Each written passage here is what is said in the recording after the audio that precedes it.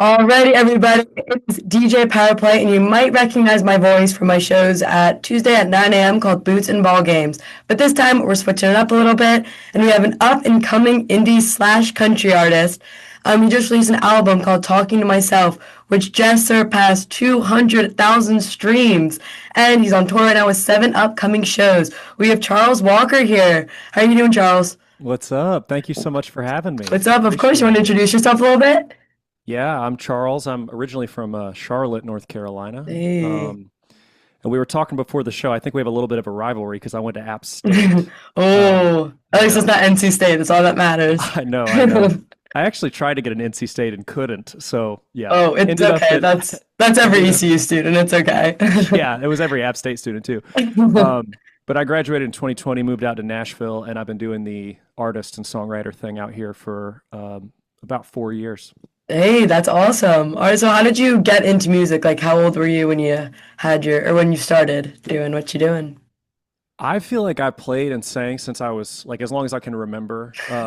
I come from a pretty musical background, so my mom was a singer-songwriter in Charlotte, and I grew up like going to her shows and hearing her band practice and hearing her write songs and try out different things. And so that was the main inspiration. And then my grandmother was a like sang in her choir and taught piano, and so I kind of grew up around it. I know that's kind of a Mm. cliche answer, but I've been doing it since I was like a baby.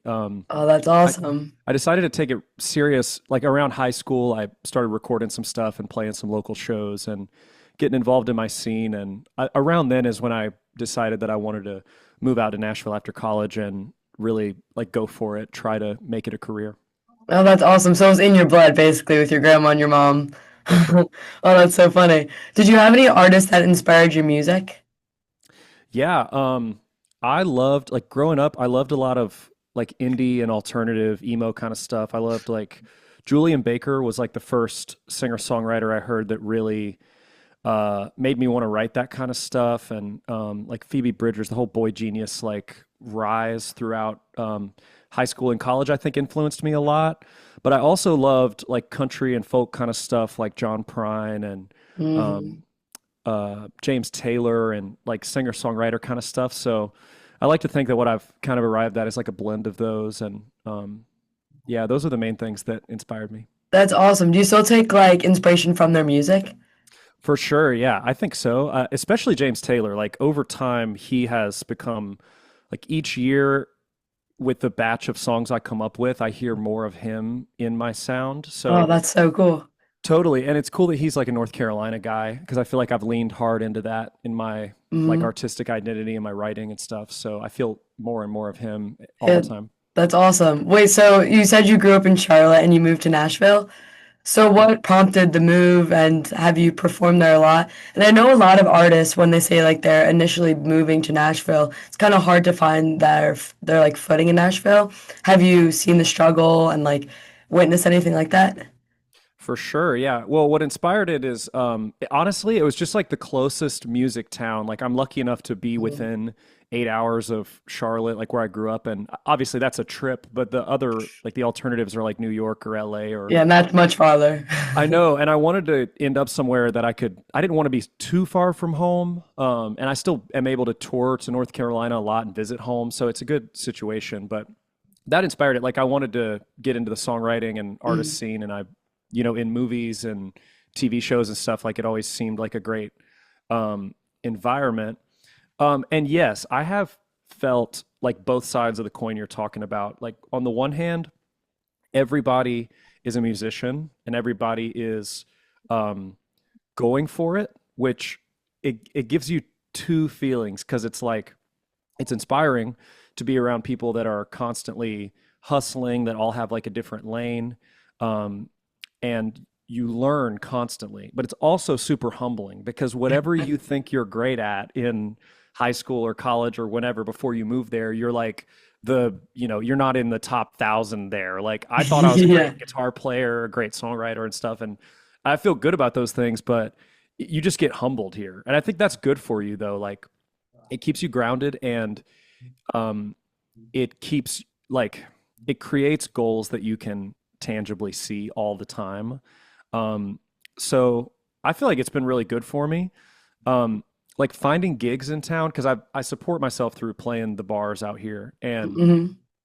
that's another tricky thing because it's like there's so many places to play, but everybody is trying to play at them. So you can have a gig. I feel like people out here protect their gigs a lot, and yeah, it's a very competitive environment, but it's been But good it's to me. I think that competition breeds like it's developed me in a good way. that's awesome. That's awesome. So you are currently on tour and you have 7 upcoming shows. Correct me Yes. if I'm wrong, but your next one is actually in Nashville, September 24th. It's September 4th tonight. September 4th. Hey, there we go. So what has been your favorite venue that you played so far? And what's like your dream venue, like the ultimate goal? I've played a lot of good ones this year, actually. Like we just did the album release shows. We did one in Nashville at the Five Spot, which is an awesome club. But I think the Charlotte release show that we did, I think it was, let's see, it was on the 21st, so a couple weeks ago, is probably my favorite show I've done. Like it was my first time headlining in a theater, which was really cool. Hey. Um, it's a place called the Visual Light Theater. It's just beautiful. Like it was my first time having a dedicated like lighting guy. So there was a dude there who like, if the song got slow or if the chorus got big, he would like change the color of the lights like along with us. And between songs it would get dark and Oh, that's awesome. it was so cool. And there were a few moments where like I was getting the crowd to sing stuff back at me and he would bring the house lights up in those Oh, that's moments like so in fun. rhythm.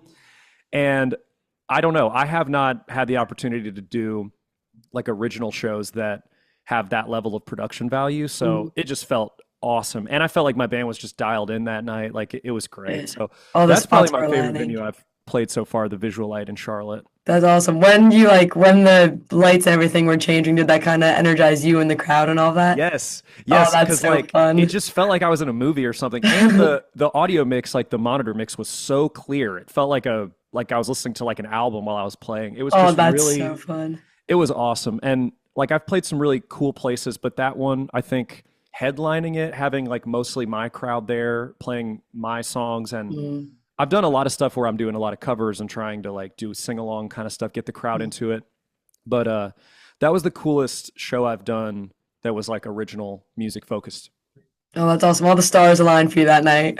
They did. It was awesome. And I was nervous about it for weeks because I was like, this is a big room. I don't know if we can fill it up. And I don't, it just, a lot goes into a big show like that. Mhm. And I'm right at the level where like I don't have a lot of help. Like it's in terms of like, okay, I got to rent the van. I got to get up Mhm. early. I got to make sure everybody has what they need. We have to, there's a time crunch. Like the whole day is scheduled out to make something like that work. So the feeling of like performing the show felt like a victory lap for the day or something. It was really cool. Oh, that's an awesome way to describe it. Have you ever had any like funny gone wrong stories on stage or even like while you're performing or before? Yes. Okay. I have a bunch, honestly, because I've done this Oh for a no. minute. Um, but the craziest one that I tell people about is one time I was playing, I had this residency for a while in Printer's Alley here in Nashville. So every Sunday night, me and a little trio of guys would play at a bar called Snitch. And one time I was mid song and a guy ran in the room. This is like a seated cocktail bar, kind of like dimly Mhm. lit, like upscale sort of place. And a guy ran into the room, and I don't think he was like all there, and he grabbed the mic stand like off of the stage, like mid song, like Huh. grabbed my mic, grabbed the mic stand, and threw it on the ground and just yelled, "Shut up," as loud as he could. Like, I Oh don't my think he was a big gosh. fan. I know it was really crazy. Oh And my usually, like, gosh. I've had things happen. I mean, I played a gig at a hotel one time and there was like a loud car wreck right outside of the hotel, like Oh my right goodness. on the street right next to me. And I didn't miss a beat. Like I didn't stop playing. But that That's time at that's Snitch, dedication. That's impressive. well, it's just like I've played in enough weird environments where some of that stuff rolls off of me, but that show tripped me out. Hmm. But yeah, that's probably the scariest and weirdest situation I've had. I haven't had many times where people have like ran on stage or like tried to take things off the stage. I don't want to say attacked because that's he didn't attack me, but uh it was pretty intense. Wow, that's insane. Yeah, hopefully, fingers crossed, that doesn't happen a lot. Yeah, I hope not. So the first song, or not the first song, you just released a new single called "Hold On." Yes. That's awesome. What was your inspiration for the song, and is there any meaning behind it? Yes, it's a love song. It's like a cut and dry love song. So I was kind of looking back at the catalogs of my favorite artists, like James Taylor. Another good example is like Fleetwood Mac, John Mayer. Mhm. But like all these classic artists have at least one big song that's just a love song. And I felt like so much of my catalog has some kind of conflict. Not that it's negative, but just I think that makes good music and good art, really. Like movies, TV, like there's always some kind of conflict. And I just wanted to have like a feel good love song that just made people feel good. Like I felt like it was missing from the live show as well. I just wanted something positive and like in a major key that felt good and felt bright. Um, and so I kind of drew from a bunch of like past experiences and um, put together Hold On, and I'm super stoked on it. Also, you guys are the first station to play the song. JT played it on his show Hey, last night, yes, which yes, is DJ J awesome. Love. Yes, that's awesome. Yes, DJ J Love.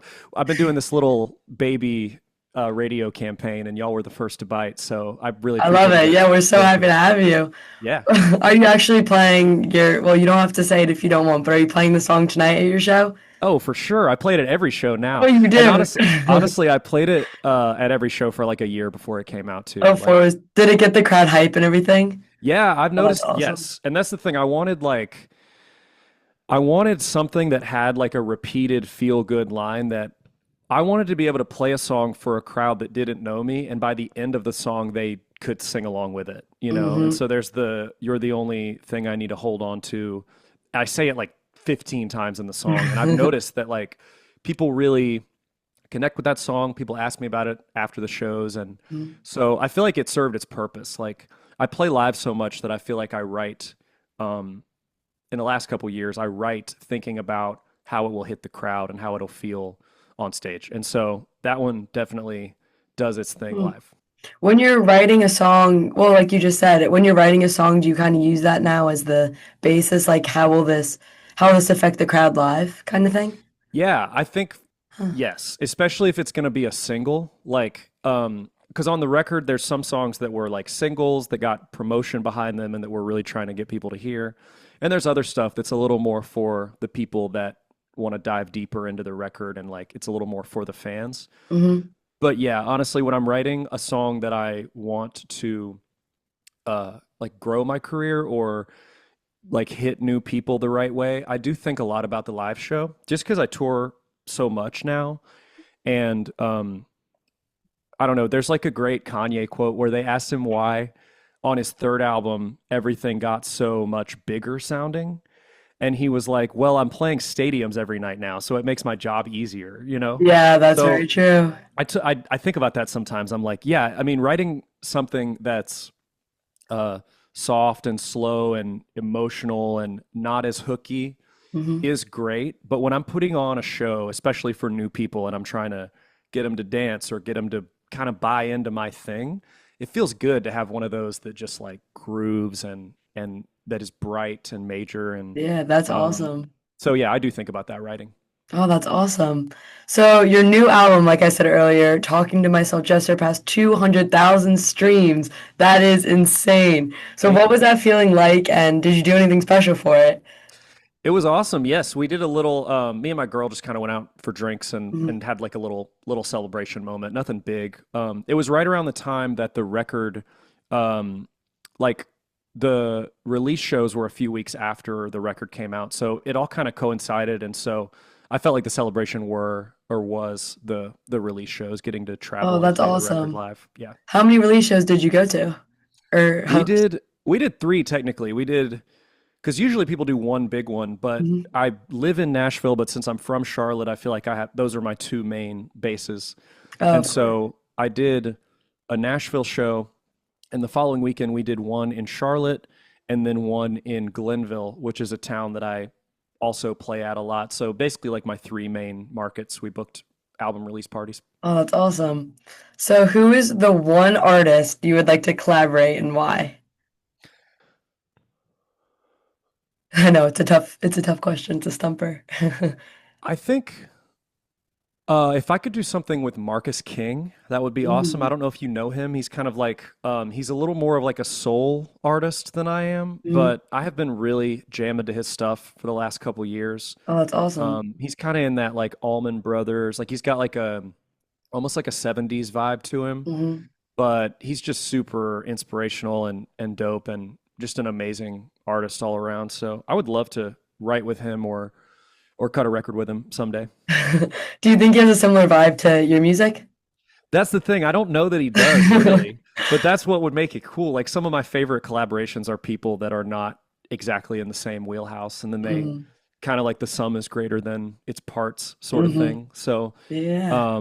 like I'm thinking about that John Mayer song he put out with Zed earlier this year, or maybe last year. It's Two like very different artists. so different, but it's like John Mayer on like an EDM song, and then there's a Yeah. guitar solo in it, and it's like you can feel both parts of the Hmm. songwriting and the vocals feel super John.